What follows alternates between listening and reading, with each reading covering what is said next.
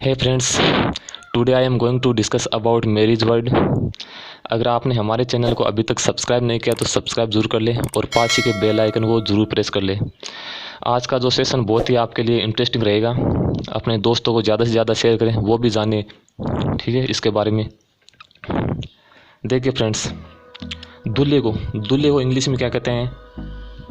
Groom कहा जाता है। और दुल्हन को क्या कहते हैं? ब्राइड कहते हैं। तो ब्राइड ग्रूम का मतलब होता है दूल्हा दुल्हन। आगे समझो, आगे देखो, सुहागरात इसको कहा जाता है नेप्सन्स नाइट, और इसको गोल्डन नाइट भी कहा जाता है, दोनों कहते हैं इसको। आगे देखिए, सास, इसको इंग्लिश में क्या कहते हैं? Mother in law. क्या कहते हैं? Mother in law.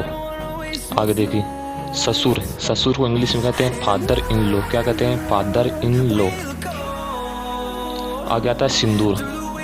जब दूल्हा दुल्हन के सर पे वो सिंदूर लगाता है उसको क्या कहते हैं? इंग्लिश में वर्मिलन। क्या कहा जाता है? वर्मिलन। आगे देखिए, दामाद या घर जमाई, जब वो दूल्हा दामाद हो जाता है फिर वो दामाद कहते हैं उसको, तो इंग्लिश में क्या कहते हैं? सन इन लॉ। क्या कहते हैं? सन इन लॉ। और इसको घर जमाई भी आप जानते हो, घर जमाई, ठीक है। जब वो दूल्हा ससुराल में रहने लग जाता है तो वो क्या हो जाता है? घर जमाई हो जाता है। और इसको इंग्लिश में क्या कहते हैं? सन इन लॉ। क्या कहते हैं? सन इन लॉ। दोनों एक ही है।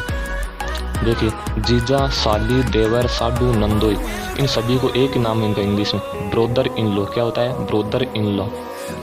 काफ़ी इंपॉर्टेंट है सभी। आगे देखिए, बहू या पुतो है, इसको इंग्लिश में क्या कहते हैं? Daughter in law. Daughter in law. आगे समझो, आगे देखिए, भाभी, साली, देवरानी, ननद। भाभी, साली, देवरानी, ननद, इसको इंग्लिश में क्या कहते हैं? Sister in law. Sister in law.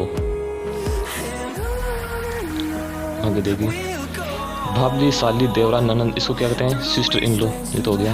आगे देखिए, शादी की रस्म या शादी समारोह होती है, जो शादी समारोह होती है, ठीक है, उसको क्या इंग्लिश में क्या कहते हैं? Marriage ceremony. क्या कहा जाता है फ्रेंड्स? Marriage ceremony. आगे समझ।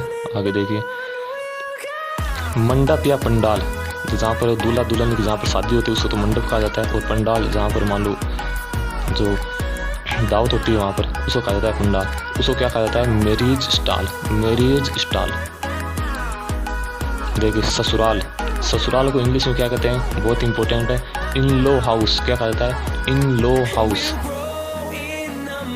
आगे आते हैं दावत या भोज, जब शादी विवाद में इधर मान लो बाराती वगैरह वो भोजन करते हैं, ठीक है, वो दावत, उसको क्या कहा जाता है? Royal feast.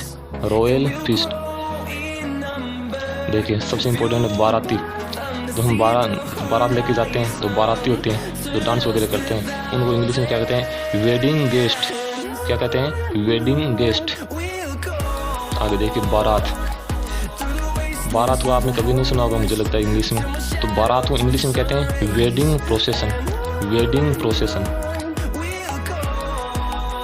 अब देखो, डावरी क्या होता है फ्रेंड्स?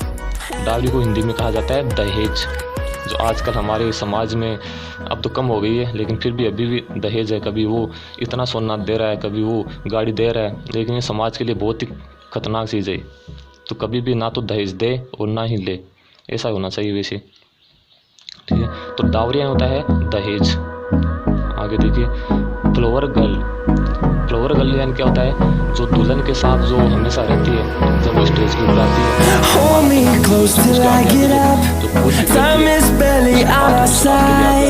ठीक है, उससे कहा जाता है उसके पास में असिस्टेंट होती है।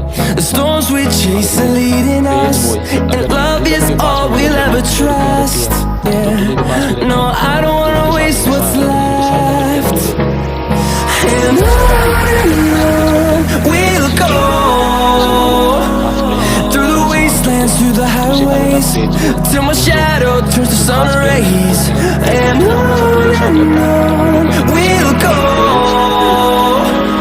through the wastelands, through the highways, and on. ये होती है, उसे कहा जाता है जो दुल्हन की जो असिस्टेंट होती है, जो दुल्हन को सिखाती है, साथ में